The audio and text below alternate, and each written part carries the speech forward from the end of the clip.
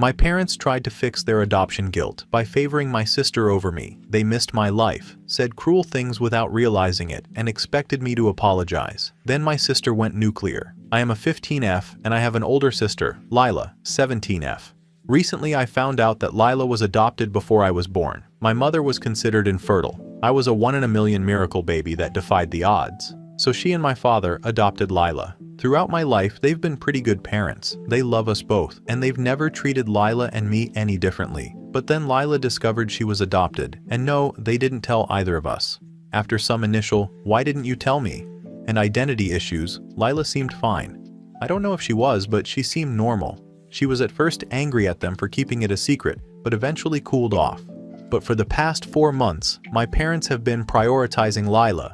They told me they assure Lila that blood doesn't change family makeup for keeping the fact she was adopted from her, etc. I think they feel guilty. I get wanting to reassure Lila that, blood or not, she is a part of this family, but they have been continuously favoring Lila for these past months. They missed my high school play, instead staying home and serving snacks to Lila and her friends during movie night. On my birthday, they got Lila a freaking car.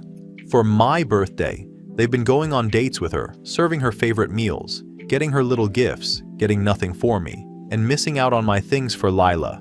I'm really not trying to sound like a spoiled brat, but I feel like in trying to make Lila feel like she still belongs, they're neglecting me. I don't even think Lila wants it. I mean, what 17-year-old wants to spend loads of time with her parents? It all came boiling out last Monday. There was traffic on my way home from school, so my parents and Lila were eating dinner. They had gotten Chinese from Lila's favorite restaurant and were all eating when I walked in. I overheard my mom telling Lila, "We chose you for our family. I loved you even without birthing you, without hormones telling me to." I feel like that's the most important thing of all.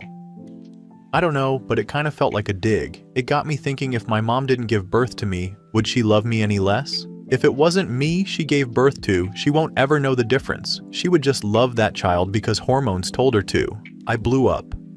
I ran into the room, crying. I told my family, "I guess we're not really family, right? Since you didn't choose me?" I then ran into my room. My parents said they were sorry if I thought Lila was being prioritized, but they also said I should apologize to Lila, as they were having an emotional discussion that I interrupted by barging in and yelling. They said I was old enough not to be a spoiled baby. Okay, they didn't exactly say that, but they said I was acting spoiled, hence the title. That I knew this was hard on Lila, and I should be nicer.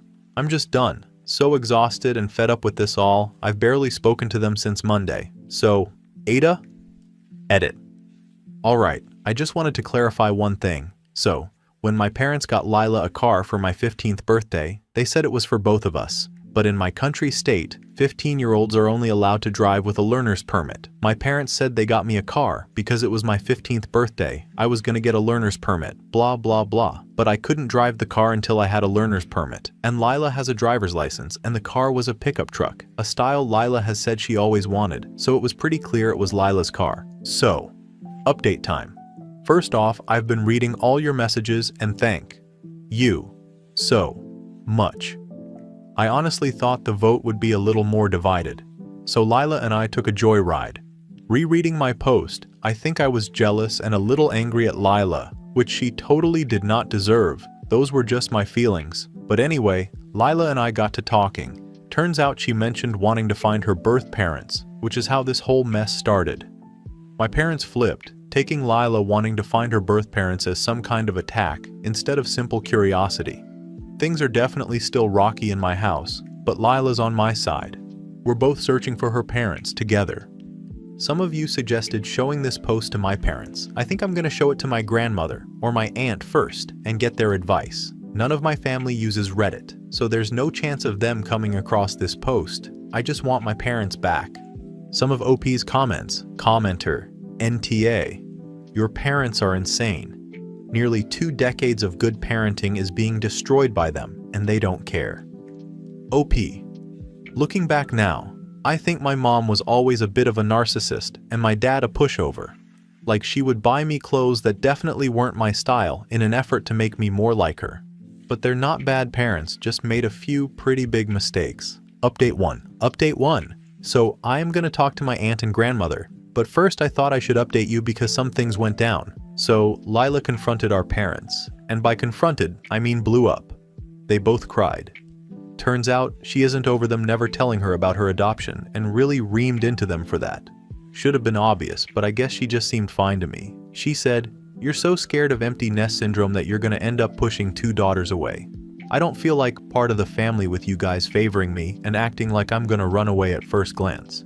Then she stormed off. Because of this little spat, my dad actually gave me a real apology, not butts or gaslighting. My mom hasn't given me an apology per se, but we've talked about the whole "we chose you, hormones didn't make us do it" thing. I'm gonna do what some of you suggested and send this post to them. I'm not gonna cut them out, I'm still only 15, but I do have some form of escape plan. I don't think they're toxic, just humans who made a mistake and now are trying to make for it with other mistakes.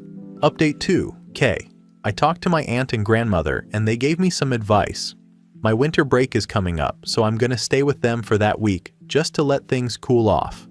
When I told them I was gonna stay at my aunt's, my dad seemed resigned while my mom started crying. She said it felt like she was losing both of her daughters. I suggested family therapy, and it seemed like it was well received. I'll update you guys if they schedule an appointment. For right now, I'm just operating like I'm permanently moving out and seeing what comes from there. Update 3, I don't think anyone really cares about this, but I recently reread my old post and decided to write a short update. In my last post, I talked about how my parents were kind of narcissistic. Not true, just 15-year-old me experiencing teenage angst and starting her emo phase. Being sometimes self-centered or attention-seeking is completely different from being a narcissist.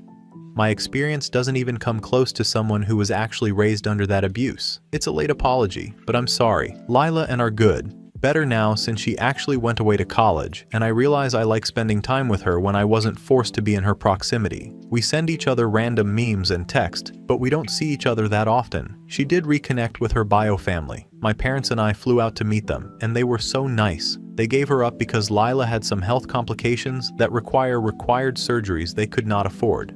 Since she was still in the baby age, they knew it was most likely she'd be adopted right away and could have a life without the complications, which she did. We also got to meet Lila's bio-extended family, which was the best part of the trip. So many of them cried upon seeing her walking and kept on thanking my parents. The bio family and ours aren't really close, but it was nice to meet them. I did stay with my aunt for 2 weeks. She was kind, but she also had her own life going on, so I ended up alone a lot. I started journaling, which has done wonders for my mental health. That was the kick in the teeth my parents needed. They looked for therapies, but it took another few months before they found one covered by their insurance. In the meantime, I moved back in and it was bad and good. We argued because I was a kid, still am. But my mom and dad did this thing where they chose one singular spot for each of us where we'd hang out. From mine, it was this spa around a half an hour away from my dad and a small dog park for my mom. We also adopted a dog. Anyway, now I'm applying to colleges and life sucks. Relevant comments. Commenter on. In your original post, you mentioned maybe showing it to your parents. Did you ever get to do that? OP. Yes? Sorry, I thought I already mentioned that. I showed my aunt before I showed my parents, asked if I could stay with her over winter break. During winter break, I sent the post to my parents, so I was out of the firing range just in case. That's when they started trying to get me to come home and looking for therapy. Commenter Doe. What kind of medical issue did Lila have? OP. Clubfoot.